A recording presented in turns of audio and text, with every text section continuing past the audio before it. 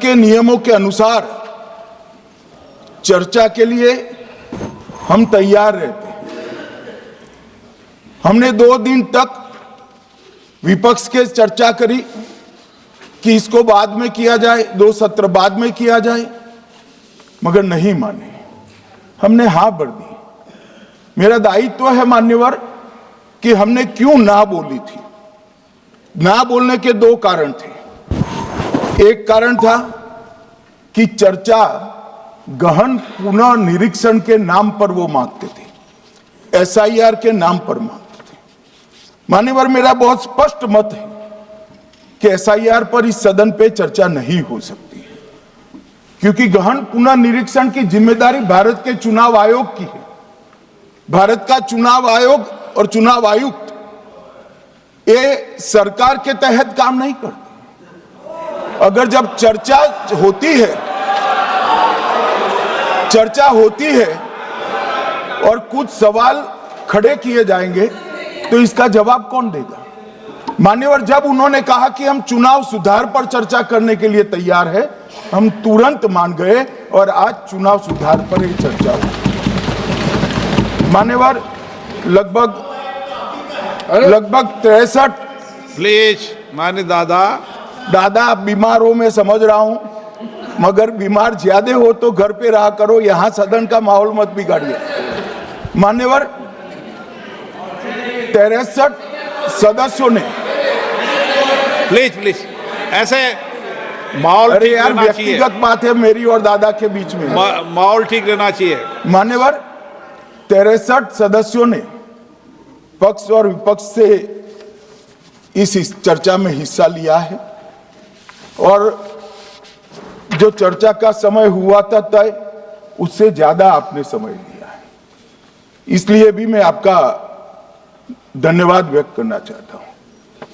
मान्यवर, चर्चा तय हुई थी चुनाव सुधारों के लिए, मगर ज्यादातर विपक्ष के सदस्यों ने एसआईआर पर ही चर्चा करी। अब चर्चा इन्होंने जिस तरह से शुरू करी है, जवाब तो मुझे देना पड़ेगा मान्यवर, और मैं मानता हूं उनको सुनना भी चाहिए। मान्यवर, इस एसआईआर पर, गहन पुनः निरीक्षण पर एक तरफा 4 महीने से झूठ फैलाया और देश की जनता को गुमराह करने का प्रयास किया। और मेरा आग्रह है सदन के पक्ष और विपक्ष के सभी सदस्यों, मैंने एसआईआर की प्रक्रिया का, इससे जुड़े हुए संवैधानिक अनुबंधों का और भूतकाल में जो एसआईआर हुए वो सभी का गहन अभ्यास किया है। मैं आज आपके माध्यम से इस सदन को और सदन के माध्यम से पूरे देश की जनता को जो झूठ विशेषकर कांग्रेस पार्टी द्वारा फैलाया गया है, वो झूठ का मेरे तर्कों के हिसाब से जवाब देना चाहता हूं। आप बेटे बेटे ज्ञान मत दीजिए। मान्यवर, ये देश के संविधान में, मान्यवर, ये देश के संविधान से, संविधान के अनुच्छेद 2 से चुनाव आयोग की रचना हुई। एक प्रकार से चुनाव आयोग एक संवैधानिक संस्था है। संविधान के अंदर चुनाव आयोग का गठन, उसकी शक्तियां, चुनावी प्रक्रिया, मतदाता की परिभाषा और मतदाता सूची को तैयार करने और उसके सुधारने के लिए की शक्तियां, इसके बारे में स्पष्ट प्रावधान किए गए। और मान्यवर, बड़ी विनम्रता से मैं बताना चाहता हूं कि प्रावधान जब किए गए तब हमारी पार्टी बनी ही नहीं थी। हमारी पार्टी के अलावे जो लोग हैं, इन लोगों ने संविधान सभा में चर्चा कर संविधान को बनाया था।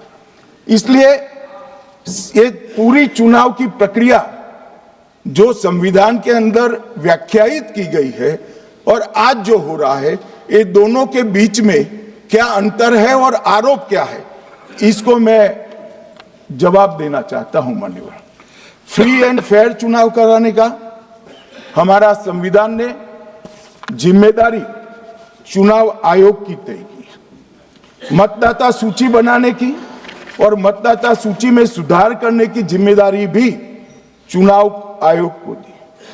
अनुच्छेद संविधान के भाग 15 में अनुच्छेद 324, इसमें चुनाव आयोग का गठन, चुनाव आयुक्त की नियुक्ति, लोकसभा, राज्यसभा, विधानसभा, उपराष्ट्रपति और राष्ट्रपति, ये सभी चुनाव का संपूर्ण नियंत्रण संविधान ने चुनाव आयुक्त को दिया है। और चुनाव आयुक्त एक से ज्यादा हो तो इलेक्शन कमिश्नर को दिया है। अब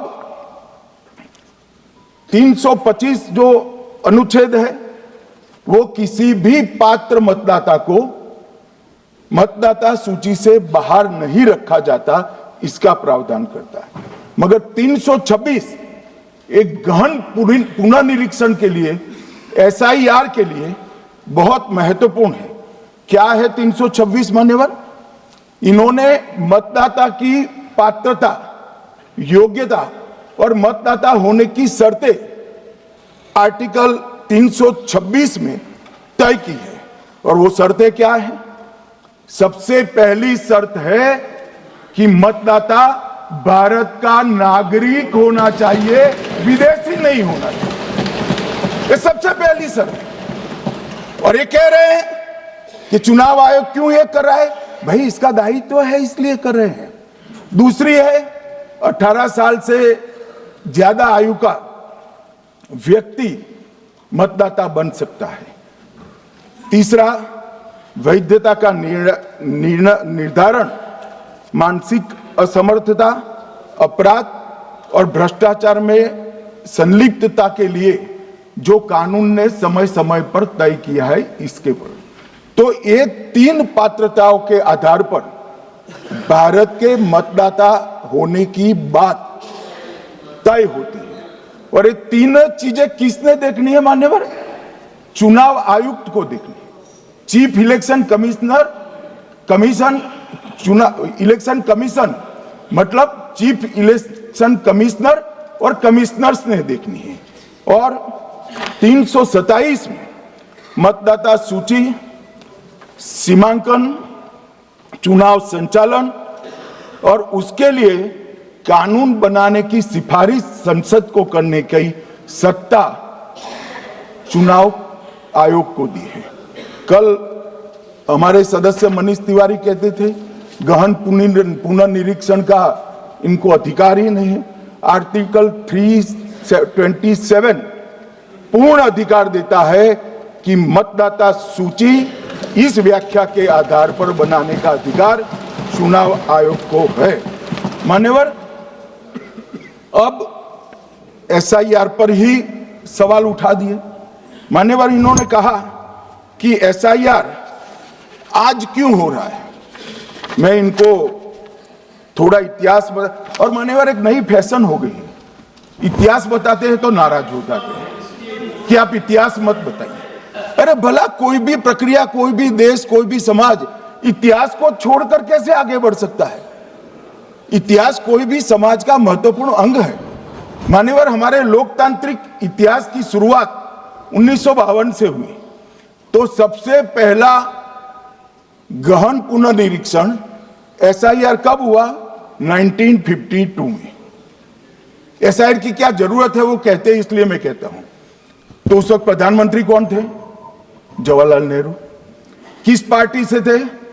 कांग्रेस पार्टी से। दूसरा कब हुआ? 1957 में। फिर जवाहरलाल नेहरू प्रधानमंत्री थे, कांग्रेस पार्टी से थे। तीसरा हुआ 61 में, उसमें भी जवाहरलाल नेहरू प्रधानमंत्री थे और कांग्रेस पार्टी थे। 65-66 में भी हुआ, एक ही गहन पुनर्निरीक्षण 2 साल में हुआ। उस वक्त भी श्री लाल बहादुर शास्त्री प्रधानमंत्री थे, कांग्रेस पार्टी थे। 83-84 में हुआ, इंदिरा जी थी। 87-89 में हुआ, राजीव गांधी थे, 92, 93, 95 में हुआ नरसिम्हा राव थे, 2002 और 3 में हुआ तब श्री अटल बिहारी वाजपेयी थे। मान्यवर 2004 में गहन पुनर्निरीक्षण समाप्त हुआ, तब डॉक्टर मनमोहन सिंह जी प्रधानमंत्री थे। तो 2, 3, 4 का एक गहन पुनर्निरीक्षण हुआ, एसआईआर हुआ, उसमें 2 साल एनडीए के प्रधानमंत्री थे, भाजपा के थे, और 1 साल डॉक्टर मनमोहन सिंह। 2004 के बाद सीधा 2025 में गहन पुनर्निरीक्षण हो रहा है, और इस वक्त हम हैं। एक पूरा गहन पुनर्निरीक्षण एसआईआर की प्रक्रिया का आज तक 2004 तक किसी भी दल ने विरोध नहीं किया है मान्यवर, क्योंकि ये चुनाव को पवित्र रखने की प्रक्रिया है, चुनाव के उद्देश्यों को, लोकतंत्र को स्वस्थ रखने की प्रक्रिया है। अगर लोकतंत्र में चुनाव जिसके आधार पर होते हैं वो मतदाता सूची ही प्रदूषित है, तो चुनाव कैसे साफ और सुथरे हो सकते हैं मान्यवर? समय समय पर मतदाता सूची का गहन पुनर्निरीक्षण जरूरी है, इसलिए चुनाव आयोग ने फैसला किया कि 2025 में इसको किया जाएगा। मान्यवर एक बीच में एक घटना में जरूर कहना चाहूंगा। 2010 में एक चुनाव आयुक्त महोदय ने निर्णय किया कि रिटर्निंग ऑफिसर को मतदाता सूची में से नाम काटने का अधिकार नहीं है, और उसके बाद से किसी की मृत्यु हुई तो भी नाम नहीं कटते थे, कोई एक क्षेत्र से दूसरे क्षेत्र में गया तो भी नाम नहीं कटते थे, एक व्यक्ति का ट्रांसफर हो गया तो कोयम्बटूर से वो शिमले चला गया, भारत सरकार का कर्मचारी है, तो उसका नाम कोयम्बटूर में भी रहता था, शिमला में रहता था, क्योंकि 2010 में मैं बताता हूं किस, मैं बख्शूंगा नहीं, आप चिंता मत करो, क्योंकि 2010 में एक व्यवस्था हुई कि किसी का नाम नहीं काट सकते, और उस वक्त भी कांग्रेस पार्टी की सरकार थी। तो एक गहन पुनर्निरीक्षण क्या है माननीय? एक गहन पुनर्निरीक्षण है कि जिनकी मृत्यु हो गई उनके नाम कट जाए, जो 18 साल से बड़े हो गए उनके नाम जोड़ जाए, जो किसी भी प्रकार से 2 जगह मतदाता है उनके नाम कट जाए, और जो विदेशी नागरिक है उनको चुन चुन कर डिलीट किया जाए। ये गहन पुनर्निरीक्षण। और मैं आज इस मंच से आपके माध्यम से इस सदन को और देश की जनता को कहना चाहता हूं, क्या कोई भी देश का लोकतंत्र सुरक्षित रह सकता है जब देश का प्रधानमंत्री और राज्य का मुख्यमंत्री कौन हो वो घुसपैठिए तय करेंगे? मान्यवर नहीं रह सकते। एक मतदाता का एक से ज्यादा जगह पर वोट होना चाहिए मान्यवर, एक से ज्यादा जगह पर वोट होना चाहिए। जो लोगों का मृत्यु हो चुका है मान्यवर, जिन लोगों का मृत्यु हो चुका है उनका वोट मतदाता सूची में होना चाहिए मान्यवर। ये एसआईआर और कुछ नहीं है, मतदाता सूची का शुद्धिकरण है। मैं मानता हूं इससे कुछ दलों के राजनीतिक स्वार्थ आहत होते हैं, मुझे उन दलों के प्रति एक प्रकार से अनुकंपा भी है, क्योंकि देश के मतदाता तो वोट देते नहीं है, ये थोड़े विदेशी दे देते थे वो भी चले जाएंगे। मगर मान्यवर क्या हमने भारत के नाते निर्णय करना पड़ेगा कि इस देश की संसद को चुनने के लिए, राज्य की विधानसभा को चुनने के लिए विदेशी को वोट देने का अधिकार देना है या नहीं देना है? और मेरा मत है, मेरा विनम्र मत है मान्यवर कि ये नहीं देना चाहिए।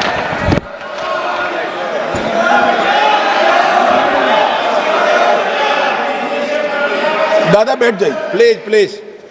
मान्यवर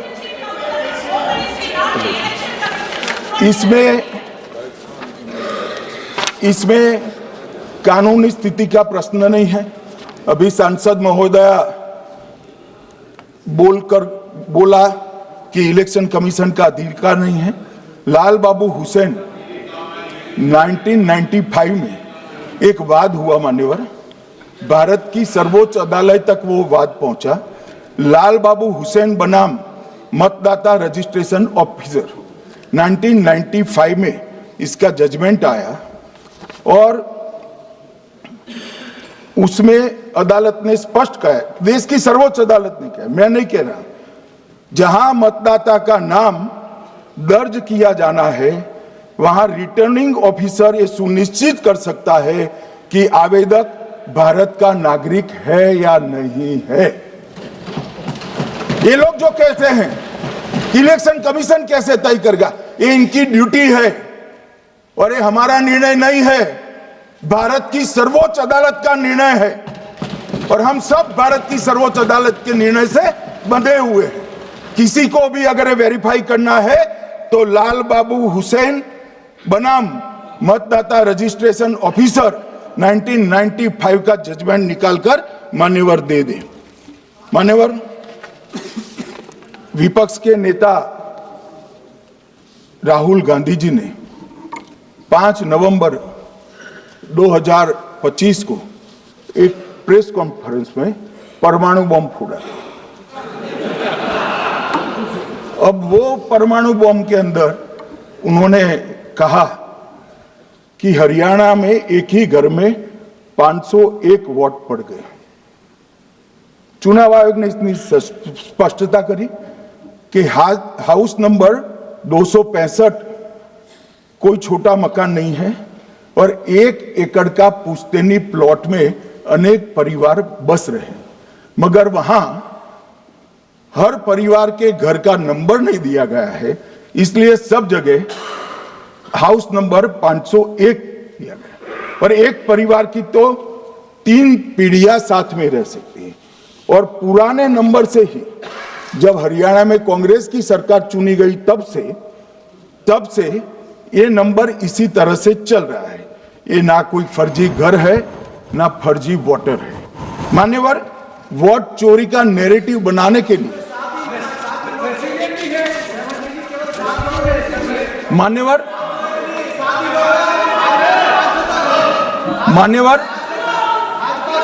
बिहार में भी मेरा भाषण पूरा हो जाने दो। नहीं, आप अभी पूरा भाषण नहीं, कई बार नाम आएगा।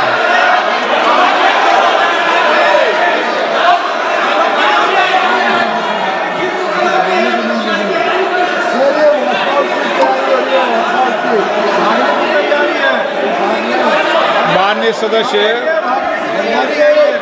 2 मिनट बैठिए, मैं कुछ बोलना चाहता हूं। 2 मिनट बैठिए, मैं एक मिनट। माननीय सदस्य, 1 मिनट। मान्यवर, मेरा विपक्ष के नेता से एक निवेदन है कि 2 मिनट सुन ले मुझे, बाद में उनको बोलने का मौका दीजिए। मान्यवर, 2 मिनट। मान्यवर, मेरा आपसे विनम्र निवेदन है, मैं आधी रात तक बैठने के लिए तैयार हूं, मुझे कोई आपत्ति नहीं। मेरा भाषण समाप्त हो जाए, अरे सुनिए ना भाई, सुनो ना, 2 बड़े बोलते हैं तब बीच में नहीं बोलते। मान्यवर, मेरा भाषण समाप्त हो जाए। प्लीज नहीं। मान्यवर, मेरा भाषण समाप्त हो जाए बाद में, इसमें जितने भी मुद्दे विपक्ष के नेता खड़े करेंगे, मेरी मर्यादा में इसका जरूर जवाब दूंगा, मुझे कोई आपत्ति नहीं। मेरा विनंती इसलिए है मान्यवर,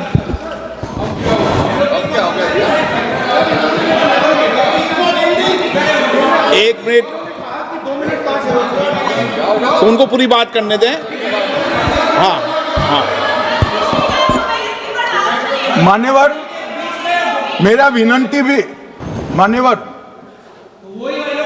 नो प्लीज डिबेट नहीं करते बैठे। मान्यवर, मेरा विनंती इसलिए है कि शायद वो जो मुद्दा खड़ा करना चाहते हैं उसका जवाब मेरे आगे भाषण में आ जाएगा तो मुद्दा ही नहीं बचेगा, इसलिए मैं कह रहा हूं मुझे पूरा सुन लिया जाए।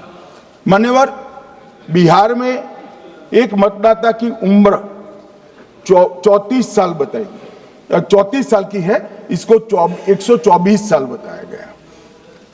सच था कि इसमें उम्र 124 बार छपी थी।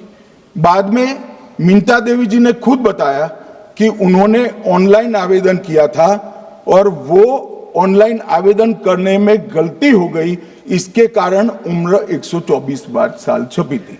अब इसके आधार पर मतदाता सूची पर प्रश्न कर दिए। सुबोध कुमार नवादा, प्रेस कॉन्फ्रेंस में कहा गया कि एक राजनीतिक दल के बीएलए है, इनका नाम कभी आया ही नहीं, वो भी सच नहीं निकला। रंजू देवी रोहतास, उनको कहा कि एक कार्यकर्ता, उन्होंने बाद में रंजू देवी जी ने स्टेटमेंट दिया, जबरन बुलाकर उनकी वोटर लिस्ट से नाम काट लिया गया, ऐसा आरोप हुआ। तो रंजू देवी ने यही कहा कि कांग्रेस के कार्यकर्ताओं को कहने पर मैंने गलत जानकारी दी थी। मान्यवर, ये जो प्रेस कॉन्फ्रेंस हुई और उसने जिस प्रकार का देश में माहौल बनाया, चलो ये तो मैंने आरोप जो लगाए थे और सत्य क्या है कहा, मगर मैं विपक्ष के नेता ने जो प्रेस कॉन्फ्रेंस में कहा कि मतदाता सूची ठीक नहीं है, इसको सुधार करना चाहिए, तो भाई गहन पुनर्निरीक्षण क्या है, एसआईआर क्या है, मतदाता सूची का सुधार करने की प्रक्रिया है, और वो कर रहे हैं तो भी विरोध कर रहे हैं, पुरानी मतदाता सूची कर रहे हैं तो भी विरोध कर रहे हैं। भाई मतदाता सूची पुरानी हो या नहीं, आपका हारना तय है, ये मतदाता सूची से नहीं होता। मान्यवर, उन्होंने कहा, अपने लॉजिक के समर्थन में कहा कि भारतीय जनता पार्टी को कभी एंटी इनकम्बेंसी का सामना नहीं करना पड़ता। मान्यवर, एंटी इनकम्बेंसी इनके खिलाफ होती है जो जनहित के विरुद्ध काम करे। ये बात सही है कि भाजपा को एंटी इनकम्बेंसी का फायदा विरोध बहुत कम करना पड़ता है। हमारी सरकारें बार बार चुनकर आती हैं, चाहे राज्य में है या केंद्र में, परंतु ऐसा नहीं है कि हम 2014 के बाद एक भी चुनाव नहीं हारे। छत्तीसगढ़ में 18 में हारे, राजस्थान में 18 में हारे, मध्य प्रदेश में 18 में हारे, कर्नाटक में भी 14 के बाद हारे, तेलंगाना में हम जीत नहीं पाए, चेन्नई में हम जीत नहीं पाए, बंगाल में भी हम हारे। भाई तो तब तो ये मतदाता सूची बहुत अच्छी होती है, टब से नए कपड़े पहनकर आप शपथ ले लेते हो। उस वक्त मतदाता सूची का विरोध नहीं करते हो, और जब मुंह की पटखनी पड़ती है बिहार की तरह, तब मतदाता सूची का विरोध करते हो। माननीय मेरे दोहरे मापदंड नहीं चलेंगे लोकतंत्र में। जब आप जीतते हो तब चुनाव आयोग महान है, जब आप हारते हो तो चुनाव आयोग निकम्मा है, बीजेपी का कहने पर चलता है। जब आप जीतते हो मतदाता सूची अच्छी है, मतदाता सूची अच्छी है, और जब आप हारते हो तो मतदाता सूची खराब है। मान्यवर, मुझे कोई आपत्ति नहीं, इस प्रकार का भ्रांति फैलाए तो फैलाए, मेरा दायित्व है कि इस देश की जनता को एक ड्यूअल स्टैंडर्ड की जानकारी देना, जो मैं आज इस सदन में खड़े होकर दे रहा हूं। मान्यवर, आगे पर भी मैं इस विषय को कहूंगा, और ढेर सारे आरोपों के मेरे पास जवाब है। जो 3 प्रेस कॉन्फ्रेंस में, एक सादा प्रेस कॉन्फ्रेंस, एक एटम बम वाला प्रेस कॉन्फ्रेंस, एक परमाणु बम वाला, ये तीनों में क्या हुआ, इसके सारे जवाब मेरे पास है। मान्यवर, अब ये कहते हैं कि 2-2 जगह है, 2-2 जगह मतदाता है। मान्यवर, किन किन लोगों के 2-2 जगह मतदाता में, इसमें जिनके नाम 2 जगह रजिस्टर्ड है उसका दोष नहीं निकालता मैं, क्योंकि एक जगह से कोई व्यक्ति दूसरी जगह गई तो 2010 के बाद इसको डिलीट करने का अधिकार आरओ के पास से ले लिया गया। इसके कारण ये विसंगतियां खड़ी हुई है। किसके हैं? श्री प्रशांत किशोर जी के 2 जगह मतदाता है, पवन खेरा जी का भी है, तेजस्वी यादव का स्वयं का है, टी सिद्दीकी एनआईसी केरल के नेता का है, मान्यवर संजय सिंह आप पार्टी के नेता के हैं, एक किशोरी पेडनेकर यूबीटी शिवसेना के हैं, इनका भी है। मान्यवर, सामान्य गलतियां हैं, क्योंकि एक नियम आ गया, जिसका वोट काटने का जिसका अधिकार है उसको रोक लिया गया।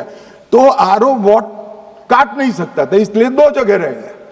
अब वो ही एक गहन पुनर्निरीक्षण से सुधरना है, मगर आप गहन पुनर्निरीक्षण को वोट चोरी कह रहे हो। मान्यवर, वोट चोरी किसको कहते हैं वो मैं बताना चाहता हूं, और हमारे यहां कुछ परिवार ऐसे हैं जो पूछते नहीं, वोट चोरी करते। अच्छा बोलिए आप। हाँ बोले आप बोले। हाँ बोले आप बोले। स्पीकर सर, मेरा कल एक सवाल था जो हिंदुस्तान के इतिहास में पहली बार डिसीजन लिया गया कि इलेक्शन कमिश्नर्स को फुल फुल इम्यूनिटी दी जाएगी। ठीक है, ये है ना, इसका जवाब भी दें। इसका पीठ में खत्म नहीं किया सर। इसके पीछे जो थिंकिंग थी वो हमें सबसे पहले बताएं। ठीक है। दूसरी बात, नहीं हरियाणा की जहां इन्होंने बात की, इन्होंने एक उदाहरण लिया, वहां पर अनेक उदाहरण हैं। वो भी आपने दिया था ना, 19 वो भी आपने दिया था, इसलिए दिया वो भी। 19 लाख वहां पे फेक लोग वो उदाहरण आपने दिया था, इसलिए उसका जवाब दिया। और ये भी हमें बता दीजिए, actually let us have a debate on my press conference.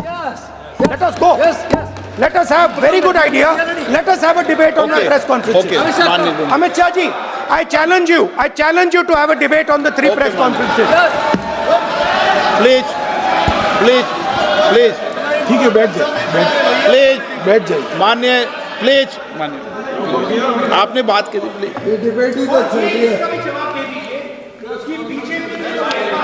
Uttar Pradesh में और हरियाणा में दोनों चुनाव में वोट कैसे दे रहे हैं? प्लीज ये भी जवाब दे दीजिए।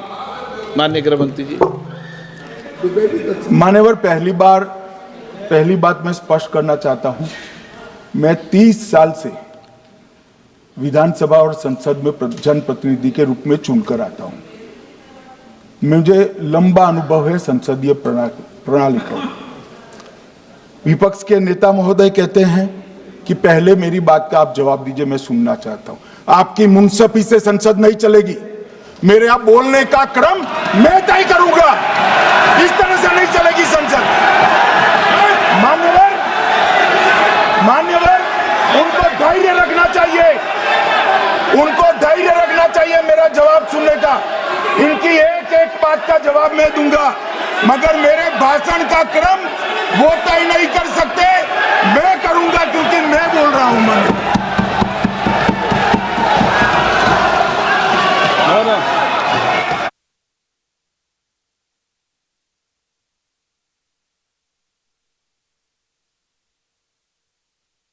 एक मिनट गृहमंत्री जी, एक मिनट गृहमंत्री, क्या गलत बोला उन्होंने यही बोला, आपने जो बात उठाई है मुझे कब बोलना है मैं तय करूंगा, यही बोला ना। उसमें क्यों उत्तेजित हो रहे हो आप? हाँ, आपके 2-2 मिनट में खड़े होने से थोड़ी जवाब देते रहेंगे। नो माननीय गृहमंत्री, नहीं हो। मैं आपको फिर मौका दूंगा, आपको।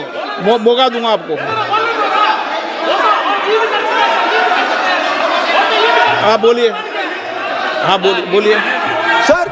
ये बोलिए। आपने अगर अमित शाह जी का रिस्पांस देखा तो ये कंप्लीटली डिफेंसिव रिस्पांस है, ये घबराया हुआ रिस्पांस है, ये डरा हुआ रिस्पांस है। अब सुनिए पूरी बात, प्लीज मानिए। नो, सच्चा रिस्पांस नहीं है। माननीय गृहमंत्री जी। मान्यवर, आपके चेहरे पर बैठो। मान्यवर, आपके चेहरे पर चिंता की लकीरें मैं देख रहा हूं कि मैं क्या बोलूंगा। मैं उनके उकसावे में नहीं आऊंगा, मैं मेरे विषय पर बोलूंगा। मान्यवर, मैंने इतना ही कहा कि मैं मेरे भाषण का क्रम मैं तय करूंगा। मेरे भाषण का पहले क्या बोलना, बाद में क्या बोलना, मैं तय करूंगा। और मैं मानता हूं कि हर एक वक्ता का ये अधिकार है, उनका भी है, मेरा भी है। कल वो बोल रहे तो हम ऐसा थोड़ी ना बोले आप झूठ क्यों बोल रहे हो, हम नहीं बोल सकते साहब। वो माननीय विपक्ष के नेता है, वो बोल सकते अपना भाषण। मान्यवर, और मैंने तो ये भी कहा, मेरा पूरा भाषण छूट कर कुछ बच जाता है तो आप पूछिएगा, मैं जवाब दूंगा। मगर अब धैर्य भी चाहिए और सुनना भी चाहिए, दोनों चीजें करनी पड़ती है। मान्यवर, वोट चोरी का कोहराम बचा है। मैं वोट चोरी किसको कहते हैं वो बताना चाहता हूं। वोट चोरी के 3 आयाम हैं। एक तो मतदाता नहीं है, मतलब योग्यता नहीं है, और आप वोटर बन जाते हो तो वोट चोरी माना जाएगा। दूसरा, आप गलत प्रकार से चुनाव जीतते हो तो वोट चोरी माना जाएगा। और तीसरा, जनादेश को डिफाई करते हो, मतलब वोट के विपरीत आप कोई पद प्राप्त कर लेते हो तो भी एक प्रकार से वोट चोरी होता है। अरे सुनो ना, क्यों जल्दबाजी करते हो मानिकम, क्यों? अब मैं 3 वोट चोरी की घटनाएं बताना चाहता हूं। सबसे पहली घटना हुई, आजादी के बाद देश का प्रधानमंत्री तय करना था। तय कौन करना था? तो उस वक्त के जितने प्रांत थे, इसके कांग्रेस के अध्यक्षों ने, उनके एक एक वोट से तय होना था। अब 28 वोट श्री सरदार पटेल को मिले और 2 वोट जवाहरलाल नेहरू जी को मिले।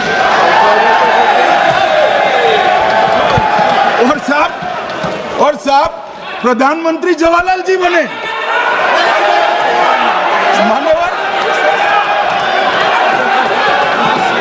मान्यवर,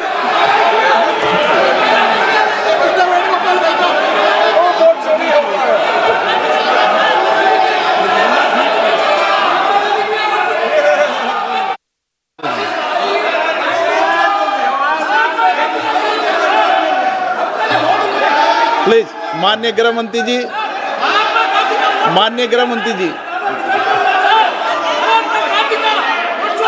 प्लीज।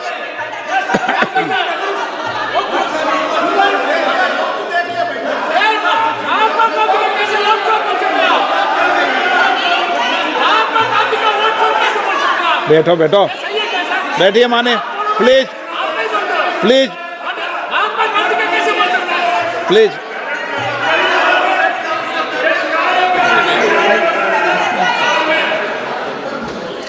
मान्यवर, दूसरी, प्लीज बैठिए बैठिए माननीय सदस्य, प्लीज, हर बार नहीं उठते, बैठिए। मान्यवर, दूसरे प्रकार की वोट चोरी और नैतिक तरीके से चुनाव जीतना, ऐसी वोट चोरी भी भूतकाल में एक बार हुई थी। श्रीमती इंदिरा गांधी रायबरेली से चुनी गई। इलाहाबाद हाईकोर्ट में श्री राजनारायण पहुंचे कि चुनाव नियमों के अनुसार नहीं हुआ। इलाहाबाद हाईकोर्ट ने ये तय कर दिया कि श्रीमती गांधी ने उचित तरीके से चुनाव नहीं जीता है, हम इसको रद्द कर देते। मान्यवर, ये भी वोट चोरी थी, बहुत बड़ी वोट चोरी थी। और उसके बाद में क्या हुआ? उसके बाद में वो वोट चोरी को ढकने के लिए संसद में कानून लाया गया कि प्रधानमंत्री के खिलाफ कोई केस ही नहीं हो सकता। मैं विपक्ष के नेता को कहना चाहता हूं, इम्यूनिटी की बात आप चुनाव आयोग की पूछ रहे हैं, इसका तो मैं जवाब दूंगा, इम्यूनिटी का। मगर ये इम्यूनिटी जो श्रीमती गांधी ने दी थी, इसके लिए आपका क्या कहना है? और उन्होंने तो स्वयं के लिए ले ली। उनका आरोप है।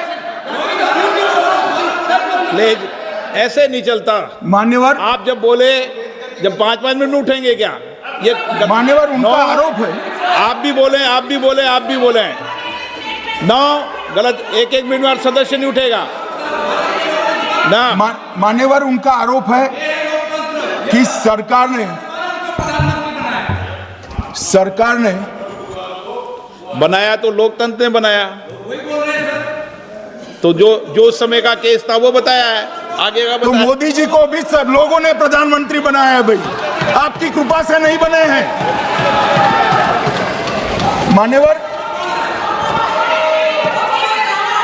मान्यवर, नो प्लीज, ऐसे मानक तरीका ठीक नहीं है आपका, 2-2 मिनट में उठना।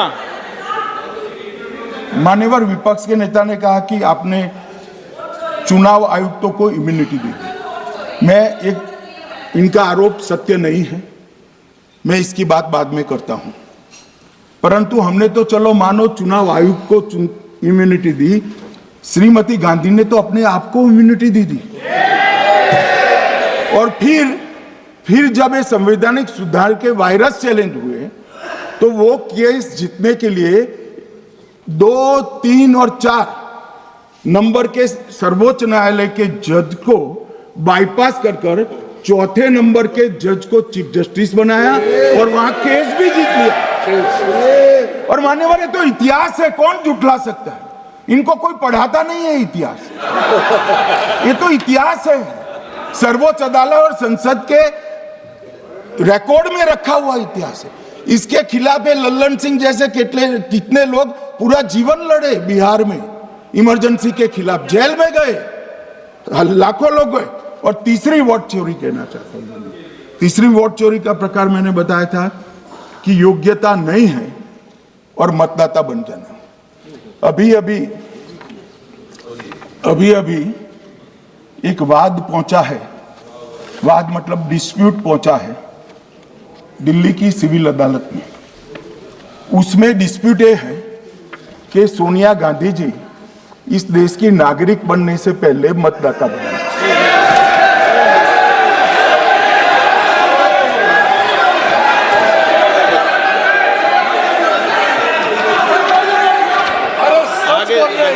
आगे सुनो, बोल क्या रहे, पूरी बात तो सुनो।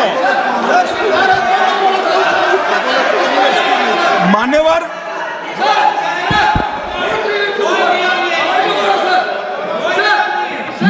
मैंने इतना ही कहा है कि अदालत में केस चल रहा है जो फैक्चुअल है। अब जवाब तो उनको अदालत में देना है, सोनिया जी ने यहां क्यों दे रहे हैं? अदालत में जवाब देना है।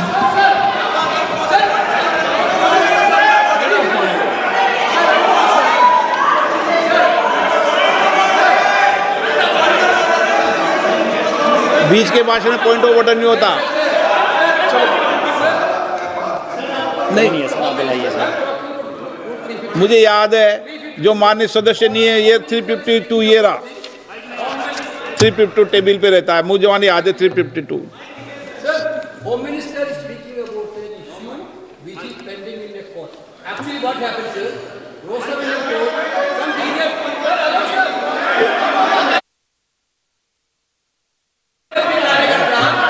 filed a case on Madam Sonia Gandhi's voting on that 80.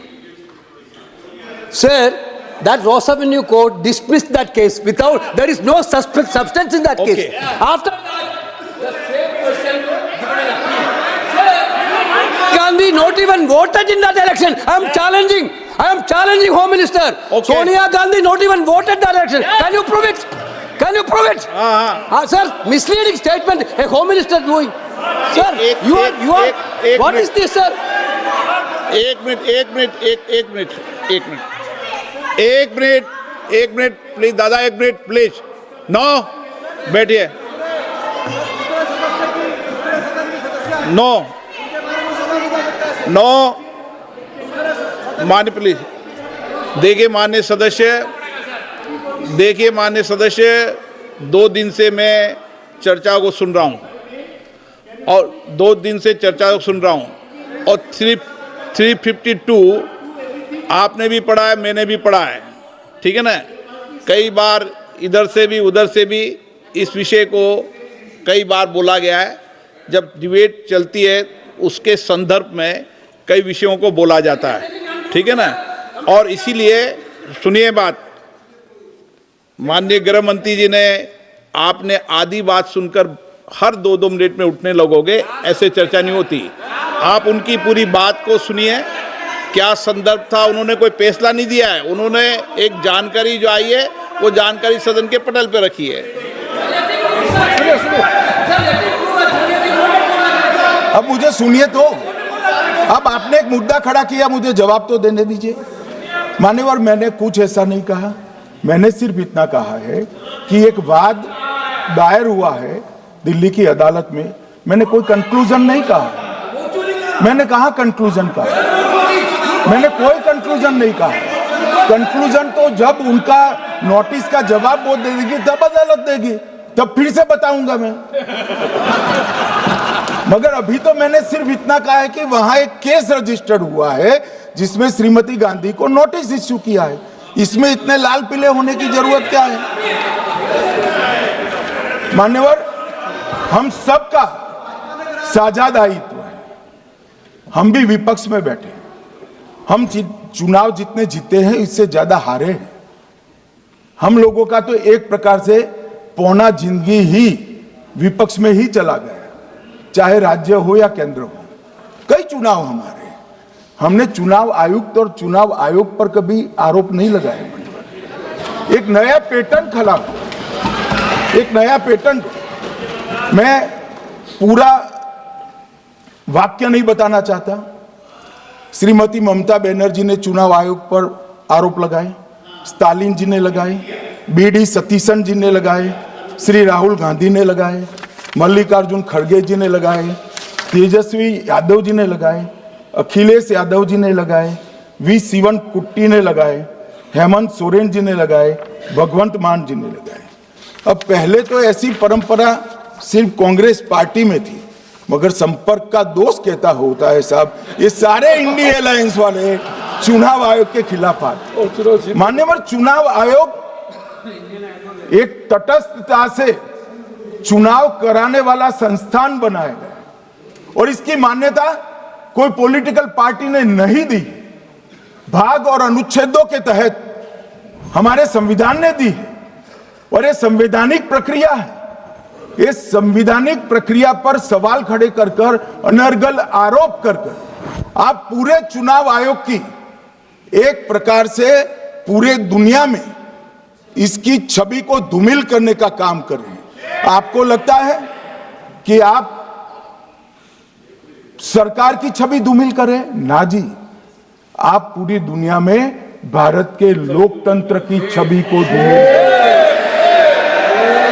मान्यवर, सरकार का तो इतना ही सवाल है, मान्यवर सरकार का तो इतना ही सवाल है कि भारत के मतदाता क्या सोचेंगे, मगर मतदाता का सोचने का सवाल नहीं है। मतदाता को तो मालूम है कि हमने तो वोट दिया है इसलिए चुनकर आए हैं, तो उसके मन में कोई डाउट नहीं है। ये वोट चोरी करते रहे, घुसपैठिया बचाओ यात्रा निकाली और बिहार में 2/3 बहुमत से हम जीत गए।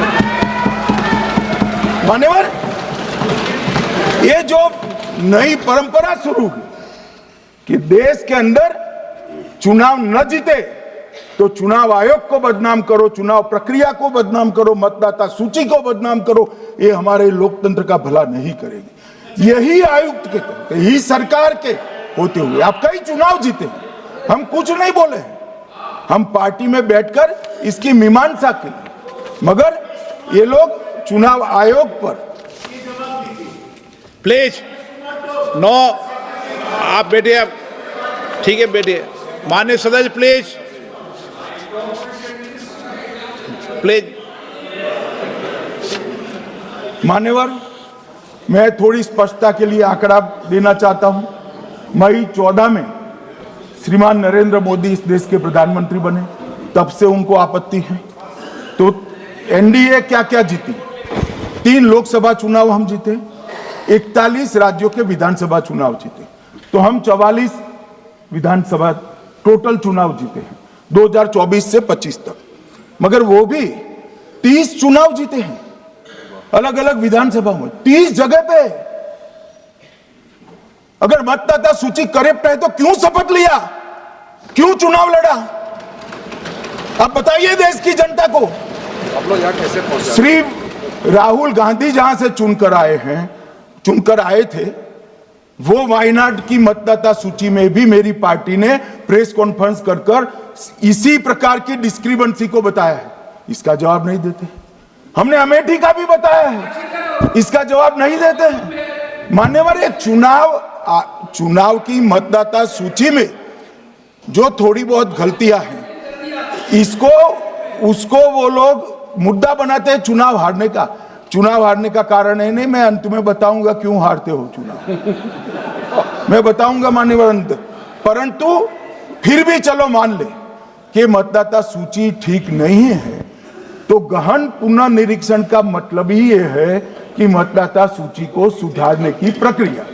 अब इसमें आपके बीएलए सहयोग नहीं करते हैं, आप उसका बहिष्कार का ऐलान करते हो, आपकी राज्य सरकारें जहां है वो मदद कम करती है, तो कैसे मतदाता सूची का शुद्धिकरण होगा?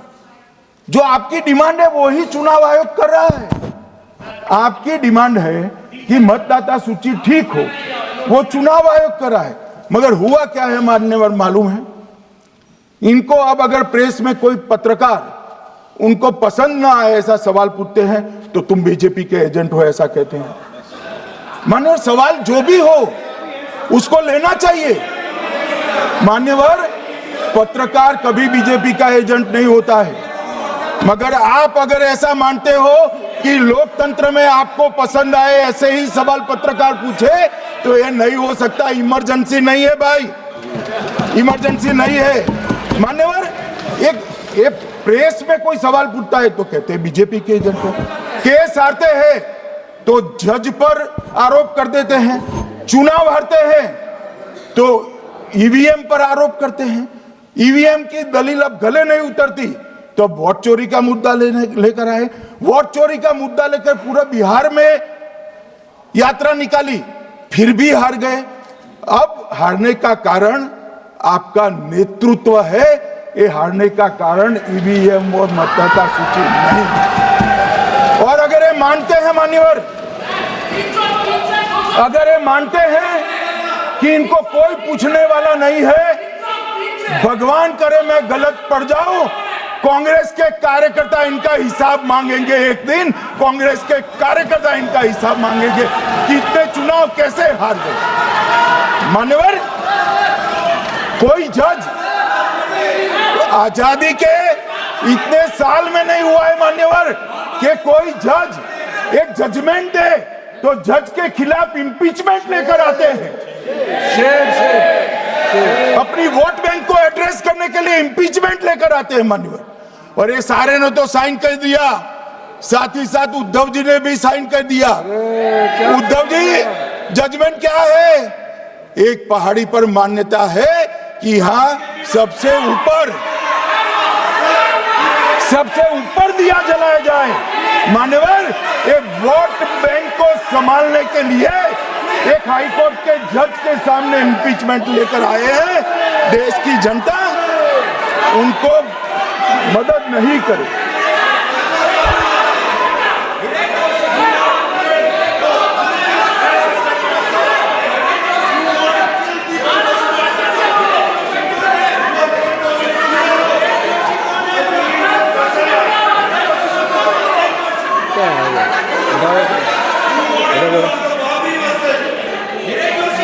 प्लीज नो, माननीय गृह मंत्री जी।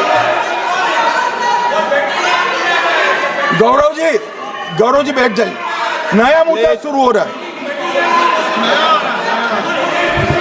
प्लीज, अरे भैया प्लीज मेरी बात सुनो ना। माननीय गृह मंत्री जी, माननीय गृह मंत्री जी, माननीय गृह मंत्री जी, नया मुद्दा शुरू हो रहा है, फिर से खड़ा होगा होना। आप बैठ जाइए प्लीज। नो नो, ये तरीका नो। मणिकम जी प्लीज बैठिए। नो, ये तरीका ठीक नहीं है। प्लीज बैठे। हर आपको ज्यादा समस्या है क्या हर 2 मिनट में खड़े होने की? हर 2 मिनट में खड़े होने की समस्या है क्या आपको लोगों? बैठिए, ऐसे नहीं चलेगा। मान्यवर, 2014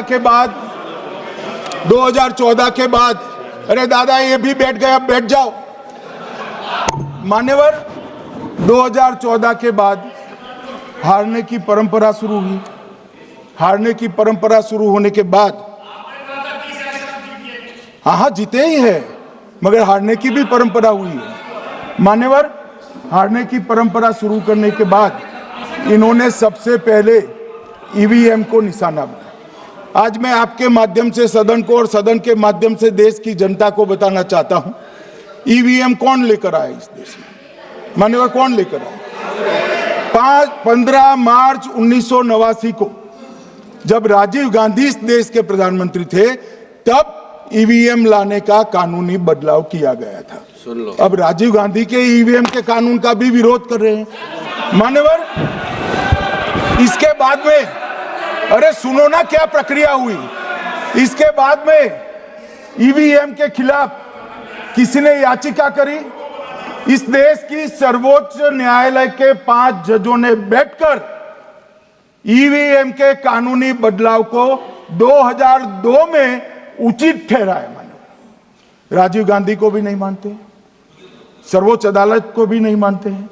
फिर 98 में मध्य प्रदेश, राजस्थान और दिल्ली, इसमें सिर्फ 16 विधानसभाओं में इसका ट्रायल लिया गया। कितना केयरफुल है ये भी बताता हूं। हुडा बैठो, ये भी कितना केयरफुली चुनाव आयोग आगे बढ़ा है। मध्य प्रदेश, राजस्थान और दिल्ली, ये राज्यों की सिर्फ 16 विधानसभा में इसका ट्रायल लिया गया। हर प्रकार से चेक कर ईवीएम का उपयोग सबसे पहली बार पूरे देश में 2004 में हुआ। 2004 का महत्व है माननीय। सबसे पहले 2004 में हुआ। पूरे लोकसभा चुनाव हमारे समय में ईवीएम का उपयोग हुआ। लाए राजीव गांधी, वहां से लेकर 2004 तक। और 2004 के चुनाव में कौन जीता भाई? वो जीत गए। उस वक्त ईवीएम की चर्चा बंद। 2009 का चुनाव हुआ, पूरा ईवीएम से हुआ, ये जीत गए। चुप्पी साध ली। 2014 में सब हम जीते तो कौ चालू कर दी। वो सरकार में थे मान्यवर, ये क्या है? जब कानून आप लाए, मशीन आपने इंट्रोड्यूस किया, चुनाव आप पहला जीते मशीन से, दूसरा चुनाव जीते, मौत से 10 साल राज किया और हार गए तो फिर रोते हैं। मान्यवर, देश की जनता मानती है इसको। और दूसरी बार जब चुनाव आयोग को भी लगा कि सच्चे झूठे आरोप होते हैं तो इस पर रिसर्च की एक प्रक्रिया हुई। मानिएगा 5 साल रिसर्च के बाद वीवीपीएटी की इंट्रोडक्शन हुआ। ये वीवीपीएटी क्या है? मैं जब वोट दबाता हूं तो समझ गए दादा, धन्यवाद मान्यवर। मैं जब वोट दबाता हूं तो मैंने कमल के निशान पर वोट दबाया, तो पास में एक पर्ची निकलती है कि आपका वोट कमल के निशान पर रजिस्टर हो गया है। फिर भी आरोप हुए कि पर्ची वाले ये 2 अलग होते हैं। तो चुनाव आयोग ने निर्णय किया कि 5% ईवीएम और वीवीपैट के परिणाम कंपेयर होंगे। तो मशीन खुला, इसमें 396 वोट मिले। तो वीवीपैट में कितने वोट मिले? तो 396 है या नहीं है, ये 5% मशीनों में मिलता है। मान्यवर, मैं आंकड़े लेकर आया हूं चुनाव आयोग को पूछकर आज कि कितने वीवीपैट और मशीन का मिलान नहीं हुआ। आज तक 16,000 मशीन और वीवीपैट का मिलान हुआ है, एक भी वोट का बदलाव नहीं। और ये जब मतगणना होती है तब उनके पोलिंग एजेंट बैठते हैं मान्यवर, परिणाम पर वो साइन करते हैं, दोनों प्रकार के, मशीन के और वीवीपीएटी के परिणाम पर भी साइन करते हैं मान्यवर। और ये इस पर आरोप लगा रहे हैं मान्यवर। अब ये कह रहे हैं कि उस वक्त वाईफाई नहीं थी। सबसे पहली बात, 2004 में वाईफाई आ चुकी थी, मगर फिर भी चलो मान लो, आरोप लगाते गए। ईसीआई ने 2009 में एक छेड़छाड़ के आरोप पर भाग लेने के लिए 10 राज्यों में 100 ईवीएम लगाई गई। सब लोगों ने प्रयास किया, 2009 में कोई छेड़छाड़ नहीं कर पाया। फिर भी आरोप लगाए तो 2017 में इलेक्शन कमीशन ने जून 2017 में 3 दिन तक ईवीएम इलेक्शन कमीशन की ऑफिस में रखे कि कोई भी पार्टी आकर, कोई भी टेक्नोक्रेट आकर, कोई भी साइंटिस्ट आकर ईवीएम को हैक कर बता दे। ये तो गए ही नहीं, ये नहीं गए मान्यवर। ये सिर्फ प्रेस में आरोप करते, ना अदालत में जाते हैं, ना चुनाव आयोग के पर जाते। मान्यवर मगर एक्सपर्ट भी नहीं गए। आप कोई एक्सपर्ट भेज देते भैया, एक्सपर्ट भी नहीं भेजा। और मान्यवर 2017 में फिर चुनाव आयोग इस निर्णय पर पहुंचा कि आने वाले सब चुनाव ईवीएम से होते हैं। अब चुनाव आयोग ने तो निर्णय कर दिया, मगर मैं भी साहब थोड़ा ज्यादा सोचता हूं। तो मैंने सोचा साला ये चुनाव आयोग कहता है कुछ नहीं हो रहा है, कुछ नहीं हो रहा है, तो ये लोग आरोप क्यों लगा रहे हैं?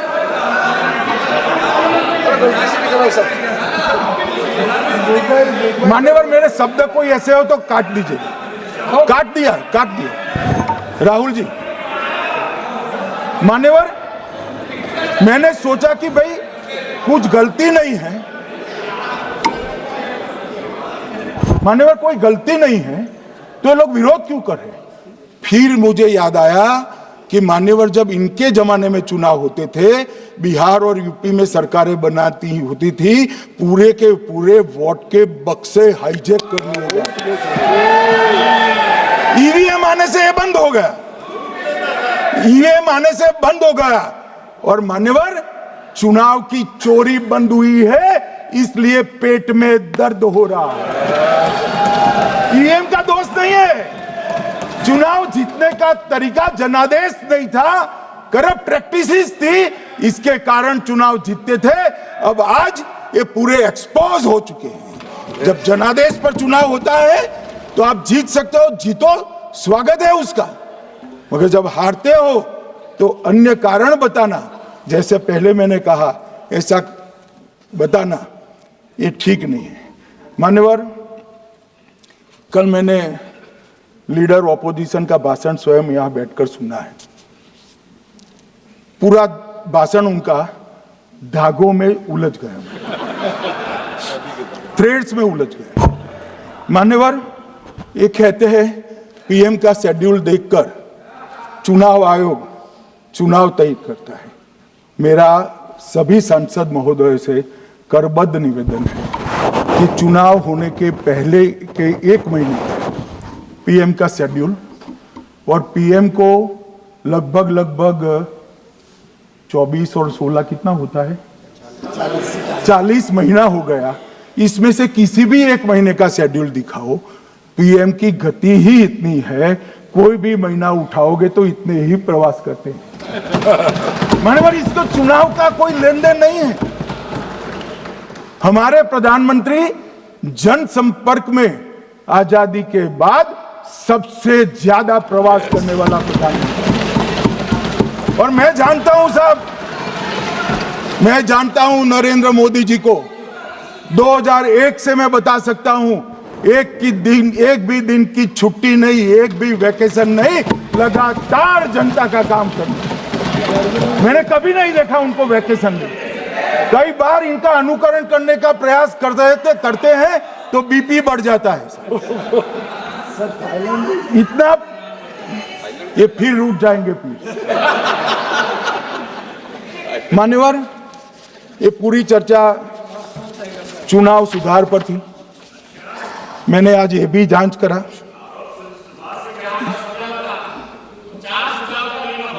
सुनो ना, जरा धैर्य रखो भाई। मान्यवर मैंने आज सुबह चुनाव आयुक्त के वहां जांच कराई। जांच मतलब कोई गोपनीय चीज नहीं पूछी है, आप इसका इशू मत बने। मैंने ये पूछा कि चुनाव सुधार के लिए मई 2014 के बाद कौन सी पार्टी से कितने आवेदन आपको मिले, क्योंकि चुनाव सुधार जो करना है इसकी प्रक्रिया क्या है।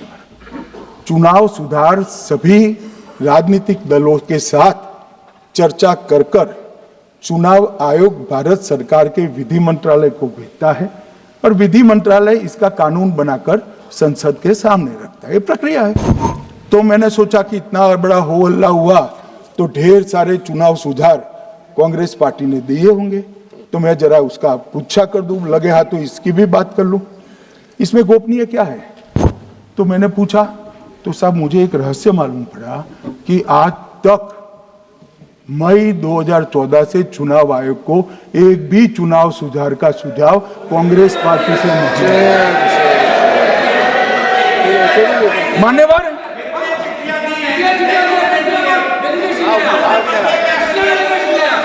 बैठे बैठे मैं बताता हूं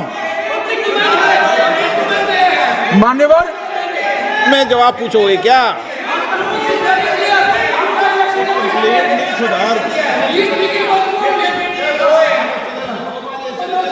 आप भी बोले, हर बोलने पर एक एक बार उठेंगे क्या? हर चीज का जवाब पूछेंगे क्या आप? नो, ये तरीका ठीक नहीं है। नो, ये तरीका ठीक नहीं है।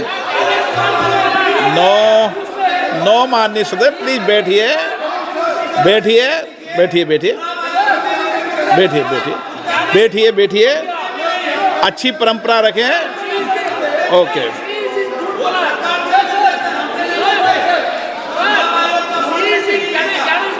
नो नो प्लीज, हर 2 मिनट नहीं उठते। अच्छी है। नो, ऐसी नो, प्लीज बैठिए आप, प्लीज बैठिए, प्लीज बैठिए, प्लीज बैठिए, सुनिए प्लीज, प्लीज बैठिए।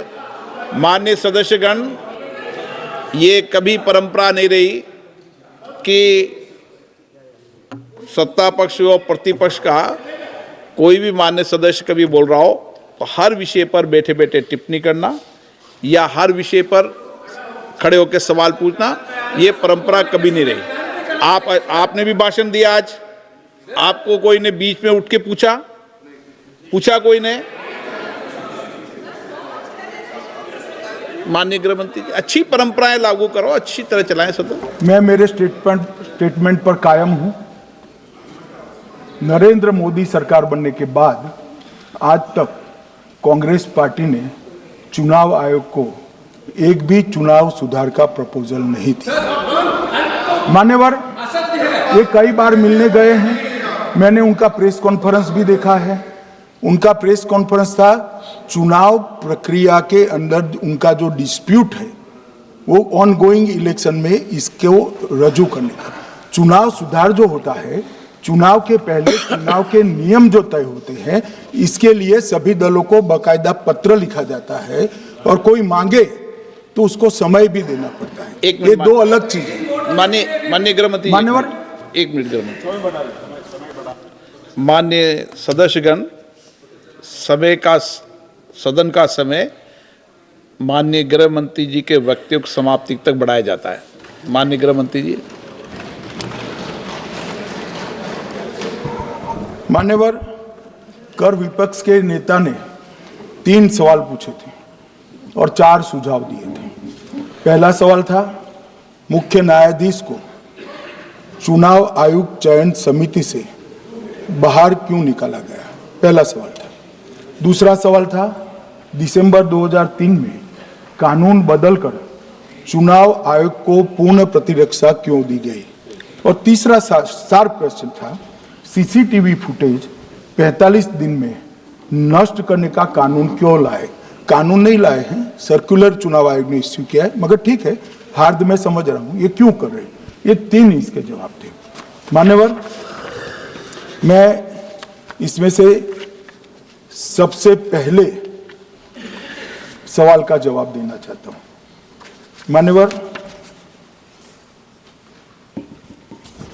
मुझे पूरा सुनकर जरा आप आपत्ति लीजिएगा, क्योंकि मैं बताऊंगा तो पास से ही, मगर वर्तमान का भी जवाब दूंगा। मान्यवर, 73 वर्ष तक इस देश में चुनाव आयोग की नियुक्ति का कोई कानून ही नहीं था। माननीय सभी सदस्य ध्यान से मुझे सुने, 73 साल तक इस देश में चुनाव आयोग की नियुक्ति का कोई कानून नहीं था। नियुक्ति प्रधानमंत्री सीधी कर देते थे। और मान्यवर, मैं आज ये पूरे देश को बताना चाहता हूं कि टोटल अब तक जितने चुनाव आयुक्त हुए और जितने मुख्य चुनाव आयुक्त और चुनाव आयुक्त, ये सभी इसी प्रकार से हुए। अब 2003 के कानून पर मैं बाद में आता हूं। 1950 से 1989 चुनाव आयोग एक सदस्यीय था। प्रावधान क्या था? कोई कानून नहीं था, प्रधानमंत्री जी फाइल भेजते थे राष्ट्रपति जी को और राष्ट्रपति जी नोटिफिकेशन बहाल नहीं करते। तो भाई उस वक्त बरोबर चुनाव था, सबसे अच्छा था। नहीं, मैं ये नहीं पूछता नियुक्ति की प्रक्रिया। मान्यवर, पूरा उनका 55 साल प्रधानमंत्री जी ने ही चुनाव आयुक्त को नियुक्त किया, तब तक कोई सवाल नहीं था। और नरेंद्र मोदी करते हैं तो उन पर सवाल उठाते हैं, मगर हमने तो ऐसा भी नहीं किया मान्यवर। फिर 89 से 91, जब 89 में चुनाव आयुक्त उनकी सुनते नहीं थे, तो पहली बार उस पर ब्रेक लगाने के लिए चुनाव आयोग को बहुत सदस्यीय बनाया गया। ये बिहार के चुनाव के कारण ही हुआ, परंतु वो भी प्रधानमंत्री की फाइल से ही अपॉइंट होते हैं। और मान्यवर 21 चुनाव आयुक्त, कमिश्नर और मुख्य चुनाव, और 21 और 29 इस प्रकार से हुए जिसमें कोई प्रधानमंत्री जी ही रखते थे। कांग्रेस पार्टी ने ही यह परंपरा बनाई थी, कानून भी कांग्रेस पार्टी ने बनाया था। मगर आज आरोप करना है इसलिए आपने चुनाव चोरी कर लिया, चुनाव चोरी कर लिया, चुनाव चोरी के कहने से कुछ नहीं होता। जनता हमको सुनती है भाई, और हम जवाब भी देते हैं। मान्यवर, ये 50 से लेकर 2023 तक कोई कानून नहीं। बाद में 2023 में एक अनूप बरनवाल बनाम भारत सरकार मुकदमा हुआ, उसमें सुप्रीम कोर्ट ने कहा कि भाई चुनाव आयुक्त की नियुक्ति थोड़ी पारदर्शी होनी चाहिए। सुझावी था, ऑर्डर नहीं था। हमारे सॉलिसिटर जनरल ने वहां कंसेंट दी, तो उन्होंने कहा कि भाई हमें कानून बनाने में थोड़ी देर लगेगी और हमें इस पर कंसल्टेशन भी करना पड़ेगा, चुनाव आयोग से भी करना पड़ेगा।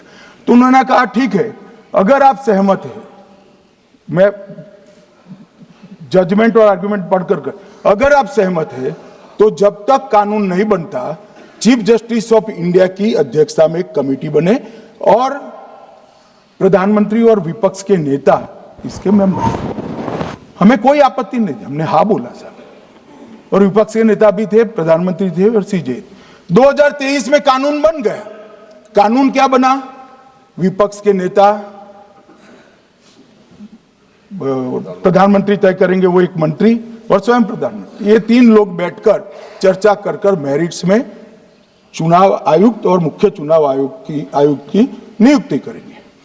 मान्यवर, हमारे टाइम में तो और पारदर्शी, ये कह रहे हैं हमारा तो 33% ही हिस्सा है। भाई 33% तो है ना, हमारा तो हिस्सा ही नहीं था। और मान्यवर, मैं रिकॉर्ड से बताता हूं, 2012 में सीयूसी की नियुक्ति होनी थी। अडवाणी जी ने सुझाव दिया लिखकर कि एक प्रणाली बना जाए, नहीं बनाया और बीएस संपत जी को सीधा चुनाव आयुक्त बना दिया। उसके बाद में भी एक व्यक्ति कैसे है इसकी चर्चा है, नवीन चावला, जिसको आपातकाल की भूमिका पर शाह आयोग ने कहा था ये निष्पक्ष नहीं है, उनको मुख्य चुनाव आयुक्त बना दिया। जबकि मुख्य चुनाव आयुक्त गोपाल स्वामी ने इनके खिलाफ पक्षपात के सबूत भी भेजे, खारिज कर दिया। मान्यवर, सुने नहीं। हमारे समय में ऐसा कभी नहीं हुआ है। हमारे समय पर विरोध होता है, मगर पक्षपात के सबूत किसने नहीं दिए हैं। और भाई, जहां तक 66% और 33% का सवाल है, आप कह रहे हो कि वहां 2 लोग होते हैं और आप 1 होते हैं, ये तो हम तय नहीं करते हैं। 140 करोड़ की जनता तय करती है कौन 66 होगा और कौन 33। यहां कौन बैठेगा वो तो 140 करोड़ लोग तय करते हैं। वो आपके लिए तय करोगे तो आप 66 हो जाओगे, मगर आप तो 100 रख कर गए थे, हमने उसको 33 दे दिया। मान्यवर, ये क्या सवाल उठाते, और वो समझते हैं कि मैं बोलता हूं तो बस ये ब्रह्म वाक्य होगा। ऐसा नहीं होता है मान्यवर, हर चीज के तर्क होते हैं। इनका जो भाषण तैयार करते हैं वो भी ठीक से नहीं करते, रिसर्च नहीं करते। मान्यवर, इन्होंने सीसीटीवी फुटेज 45 दिन में इलेक्शन कमीशन ने नष्ट करने का निर्णय किया, इस पर आपत्ति उठाई। मान्यवर, जन प्रतिनिधित्व अधिनियम 1951 की धारा 81 में एक प्रावधान है। प्रावधान क्या है? उम्मीदवार चुने जाने के बाद 45 दिन में चुनाव याचिका दायर कर सकते हैं। 45 दिन के बाद इसको कोई चुनौती नहीं दे सकता। ये नियम 1991 में बना, तब उस वक्त सीसीटीवी फुटेज नहीं था। सीसीटीवी फुटेज बाद में चुनाव आयोग ने एक सर्कुलर से रूल्स में बदलाव कर ऐड किया। अब किया क्या है चुनाव आयोग ने? सीसीटीवी फुटेज का जो रिकॉर्ड है उसको जन प्रतिनिधित्व अधिनियम की 1951 की धारा 81 के साथ संरक्षित किया है, मतलब अलाइन किया है कि 45 दिन के बाद कोई डिस्प्यूट की प्रोविजन ही नहीं है एक्ट में, तो 45 दिन के बाद ये सीसीटीवी फुटेज क्यों रखना चाहिए? अब इतनी सादी समझ नहीं है सब। मैं क्या कर सकता हूं? सब समझ के कोई इंजेक्शन नहीं होते जो भड़ाम से दे दिया। मान्यवर, ये धारा 81 1951 से है, मगर पहले पर्चियों से होते थे तो पर्ची के लिए थी। अब सीसीटीवी फुटेज का कैमरा आ गया तो सीसीटीवी फुटेज ऐड कर दिया। मान्यवर, उन्होंने कहा, और इस वक्त जब सीसीटीवी फुटेज जब प्रक्रिया में ऐड किया, तब स्पष्ट चुनाव आयोग ने कहा था कि सीसीटीवी रिकॉर्डिंग संवैधानिक दस्तावेज नहीं है, ये आंतरिक प्रबंधन है। किस चीज का आंतरिक प्रबंधन? कि चुनाव सीज होने के बाद कोई पुनः मतदान की अर्जी करता है कि भाई ये मतदान मथक में चुनाव ठीक नहीं हुआ, तो चुनाव आयोग जो निर्णय करता है वो सीसीटीवी फुटेज के आधार पर करता है। पहले मौखिक करता था, टेक्नोलॉजी आई, सीसीटीवी फुटेज स्वीकार कर लिया। अब ये आंतरिक प्रबंधन के लिए है मान्यवर। फिर भी चुनाव आयोग का जो निर्णय मैं बताता हूं, उन्होंने कहा सामान्य जनता को एक्सेस होना चाहिए। रूल्स बनाया गया है, सामान्य व्यक्ति सीसीटीवी फुटेज उच्च न्यायालय में जाकर 45 दिन के अंदर ऑर्डर करा सकता है। अब ये कहेंगे 45 दिन में जजमेंट नहीं आएगा, मगर उच्च न्यायालय इतना ऑर्डर कर सकता है कि ये सीसीटीवी फुटेज आप डिस्ट्रॉय मत करना। मान्यवर, राजनीतिक दलों को एक्सेस देने का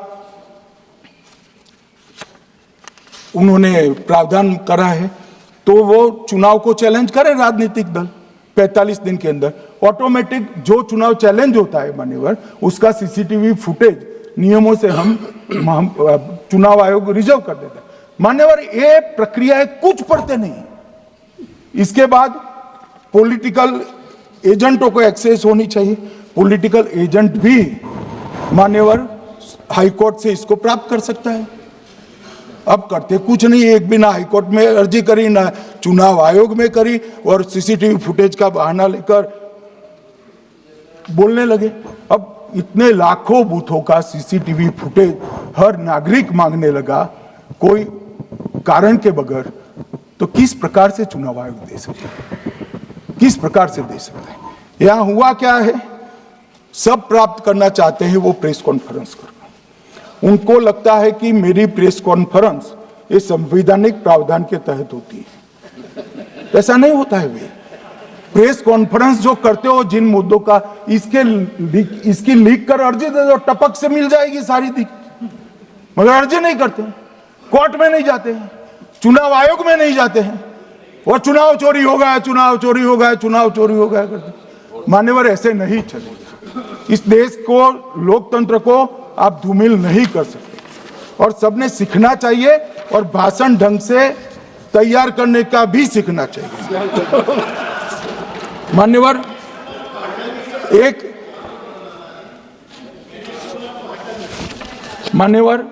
एक उन्होंने कहा सीईसी को 2003 में कानून बनाकर इम्यूनिटी दी है। मान्यवर,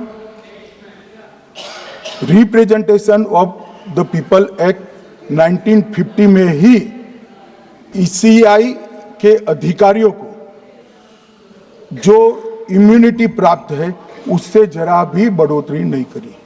हमने सिर्फ रिप्रेजेंटेशन ऑफ 1951 के एक्ट को पुनरावृत्ति की है। मान्यवर, आरपीए एक्ट की धारा 32 और आरपीए एक्ट 51 के सुधार की धारा 146C कहती है कि चुनाव आयोग के कोई भी अधिकारी जिसमें इलेक्शन कमिश्नर आ जाते हैं, इस पर कोई मुकदमा चुनाव प्रक्रिया के लिए नहीं चल सकता। ये प्रावधान है मान्यवर, और वो प्रावधान को 23 के कानून में इसको भी हमने संरेखित किया है मान्यवर। इतने सारे वकीलों को राज्यसभा दे रखी है, भगवान जाने क्या करते हैं सर, अपने नेता को ब्रीफ भी नहीं करते मान्यवर। मान्यवर, ये वाक्य आप निकाल सकते हैं, ये वाक्य निकाल सकते हैं मान्यवर। अच्छा सुझाव दिया आपने।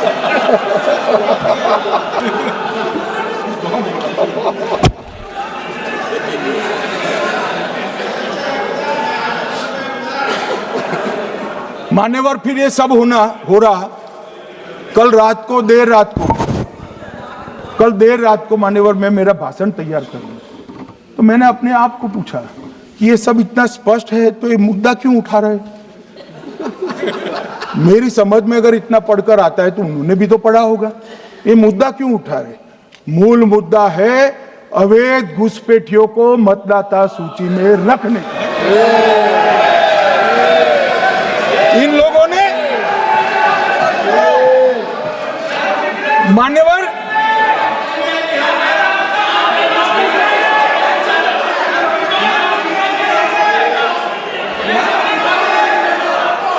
माननीय सदस्य, आपका भाषण भी सबने शांति से पूर्ण सुना है, आप भी सुनने की सामर्थ्य रखो। नहीं, आप सुनने की सामर्थ्य रखो। नो, प्लीज बैठिए, सुनो, पूरा भाषण सुनो। आप जब बोलते हैं तो इधर भी सुनते हैं, आप भी इधर भी बोलते हैं, इधर सुने। गृह मंत्री इलेक्शन रिफॉर्म के लिए बात बोलता सर।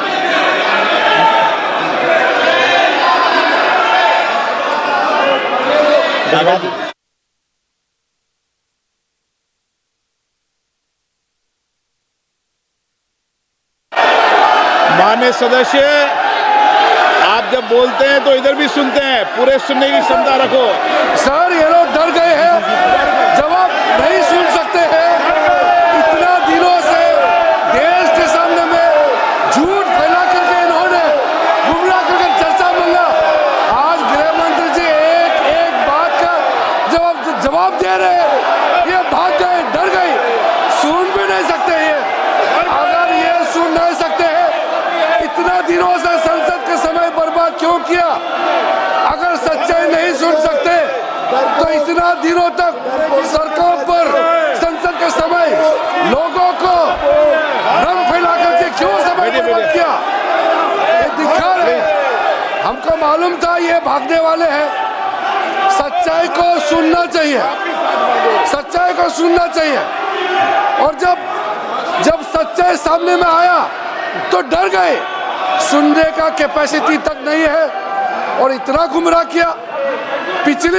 पिछले सेशन का पार्लियामेंट सेशन इन्होंने तबाही किया, मॉनसून सेशन को भी इन्होंने बर्बाद किया इसी मुद्दे पर, और ये हमारे शीतकालीन समय को भी इन्होंने 2 दिन बर्बाद किया। आज बारीकी से जब बता रहे थे ये लोग भाग गए, ये तो ठीक नहीं है।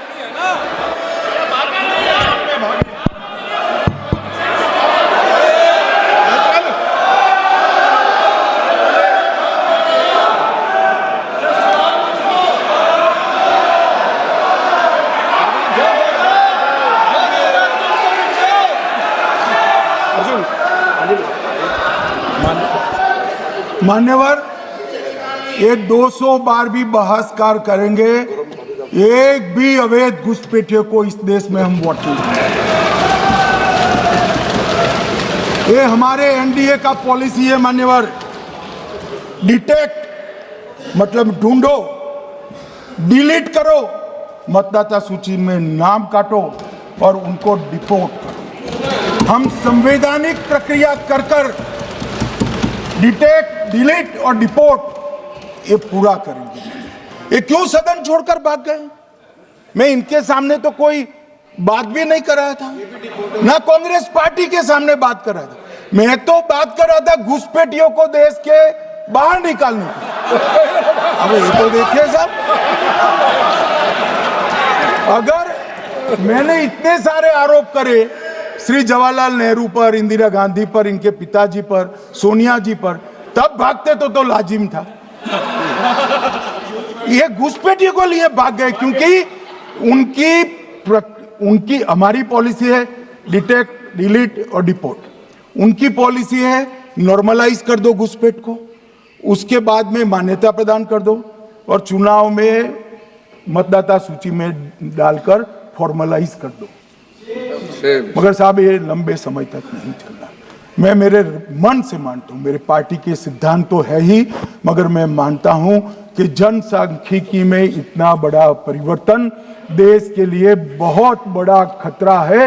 यह देश एक बार जनसांख्यिकी के आधार पर बट चुका है और हम नहीं चाहते कि आने वाली पीढ़ी ये देश के भी बंटवारे दिखे। इसलिए ये बहुत जरूरी है कि इस देश से घुसपैठ को रोकना पड़ेगा। मान्यवर, ये कहते हैं कि घुसपैठ हो रही है, भारत सरकार की जिम्मेदारी नहीं है। मान्यवर, मैं आज बताना चाहता हूं, घुसपैठ हो रही है भारत बांग्लादेश की सीमा से। वहां पर कुल 2216 किलोमीटर बॉर्डर है, इसमें से 1653 किलोमीटर बॉर्डर बन चुकी है। अब 563 कहां बाकी रही है मान्यवर मालूम है? केवल और केवल एक राज्य बंगाल। आसाम का पूरा हो गया, मेघालय का पूरा हो गया, त्रिपुरा का पूरा हो गया, जम्मू कश्मीर का पूरा हो गया, पंजाब का पूरा हो गया, राजस्थान का पूरा हो गया, गुजरात का पूरा हो गया, खाली बंगाल का बाकी रखा है। और मैं आज कहना चाहता हूं टीएमसी के लोगों को भी, ये राहुल जी के साथ में रहकर घुसपैठिया बचाओ यात्रा बिहार में निकली, साफ हो गए। आप भी घुसपैठियों को बचाओगे तो वहां भारतीय जनता पार्टी का विजय तय। मान्यवर, ये कहते हैं कि घुसपैठ क्यों हो रही? आप बॉर्डर नहीं बनाने देते, फेंसिंग नहीं करने दोगे, घुसपैठ नहीं होगी। फिर भी चलो, मैं पूछना चाहता हूं कि घुसपैठ होकर सबसे पहले घुसपैठिया कहां आता है? कहां आता है? तो गांव में आता है। पटवारी को मालूम नहीं पड़ता, गांव के थाने वाले को मालूम नहीं पड़ता। इसकी मतदाता सूची में नाम डालने के लिए आधार कार्ड कहां बनता है? वहीं बनता है। उसका राशन कार्ड कहां बनता है? बंगाल में बनता है। और मतदाता सूची में कौन सी मतदाता सूची में ऐड होता है? तो बंगाल में होते। आपकी कोई जिम्मेदारी नहीं है। मान्यवर, ये देश के भविष्य और सुरक्षा के साथ खिलवाड़ कर रहे। कभी कभार चुनाव तो जीत जाओगे घुसपैठियों के आधार पर, परंतु इस देश की सुरक्षा को आप ताक पर रखो। मैं आज कहना चाहता हूं मान्यवर, बिहार की जनता ने एक बहुत महान फैसला किया है घुसपैठिया बचाओ यात्रा के खिलाफ जनादेश दिया। और बंगाल भी ये करने जा रहा है मान्यवर, आने वाले दिनों में करेंगे, उनको मालूम नहीं। मान्यवर, मैं एक कल राहुल गांधी जी ने एक विषय कहा था कि सारी संवैधानिक संस्थाएं आपने करप्ट कर दी। मैंने पूरा बताया कि चुनाव आयोग की नियुक्ति के पहले क्या नियम थे। उन्होंने कहा कि महत्वपूर्ण पद पर आरएसएस की विचारधारा के लोग रख लिए जाते हैं, तो इसमें क्या आपत्ति है भाई? क्या इस देश में कोई कानून बना है कि आरएसएस की विचारधारा वाले हैं उनको कोई महत्वपूर्ण? अरे इस देश का प्रधानमंत्री आरएसएस की विचारधारा वाला है, इस देश का गृह मंत्री आरएसएस की विचारधारा वाला है, और जनादेश से बनकर आए, आपकी कृपा से बनकर नहीं आए मान्यवर। मगर उन्होंने क्या किया था वो मैं फिर बताना चाहता हूं। 1969 में इस देश का राष्ट्रपति का चुनाव हुआ। 1969 में इंदिरा जी अपनी पार्टी के अंदर ही संघर्ष करती थी। पार्लियामेंट्री बोर्ड ने राष्ट्रपति के चुनाव के प्रतिनिधि के रूप में कांग्रेस पार्टी का अधिकृत उम्मीदवार बनाया श्री संजीव रेड्डी को। और इंदिरा जी ने प्रधानमंत्री रहते हुए अपने पार्टी के मैंडेट को ही डिफाई कर कहा कि राष्ट्रपति का चुनाव में वोटिंग अंतर आत्मा की आवाज से करनी चाहिए। और उन्होंने श्री वीवी गिरी को प्रत्याशी बनाया मान्यवर। और फिर हुआ क्या? अल्पमत में थी वो। संजीव रेड्डी जी के वोट ज्यादा थे।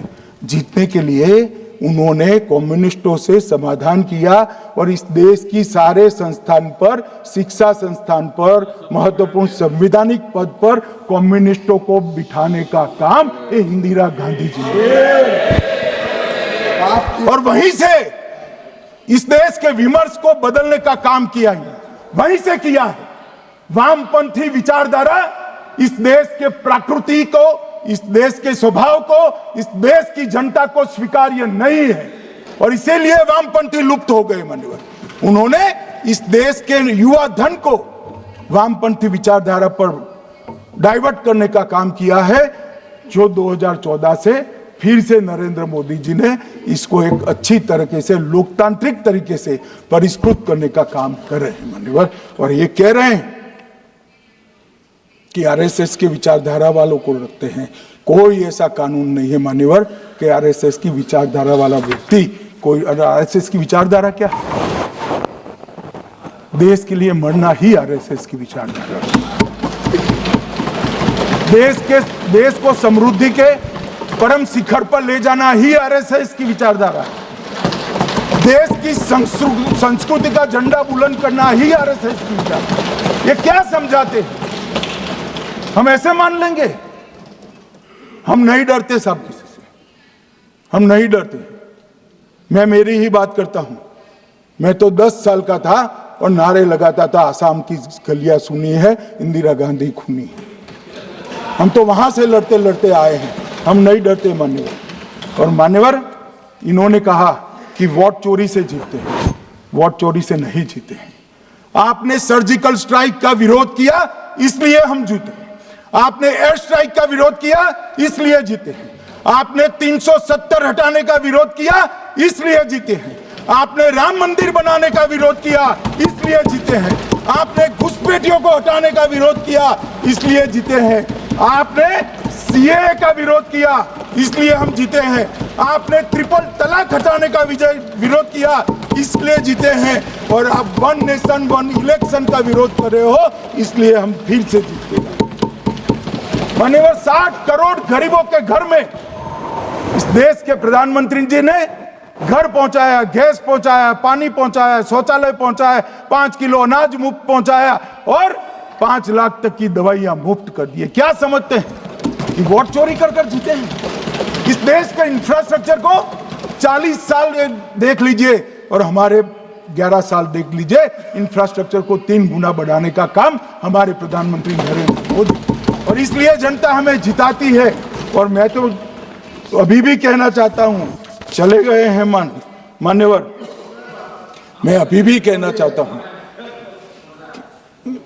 यार कांग्रेस पार्टी तुझे टिकट तो देती नहीं है मान्यवर। मैं अभी भी कहना चाहता हूं, एसआईआर का विरोध करोगे तो बिहार की जगह बंगाल और तमिलनाडु में भी साफ मान्यवर। इस 140 करोड़ की जनता का जनादेश ईश्वर का आदेश होता है। हमारे यहाँ तो कहते हैं ना कि जनता ही जनार्दन है। तो जनता का फैसला श्री कृष्ण का फैसला होता है, जनार्दन का फैसला। और वो जनता के फैसले को ये लोग वोट चोरी इस तरह की भाषा का प्रयोग करते हैं। जनता देख रही है, जनता आंख मूंद कर नहीं बैठी मान्यवर।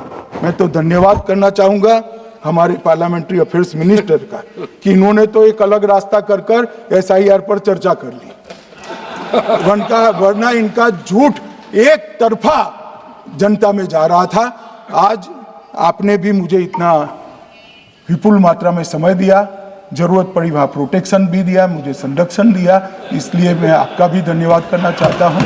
और अंत में फिर से एक बार श्री राहुल गांधी के भाषण लिखने वालों को कहना चाहता हूं कि तथ्य ढंग से ढूंढ कर रखे, इनकी यहाँ पर तकलीफ होती है।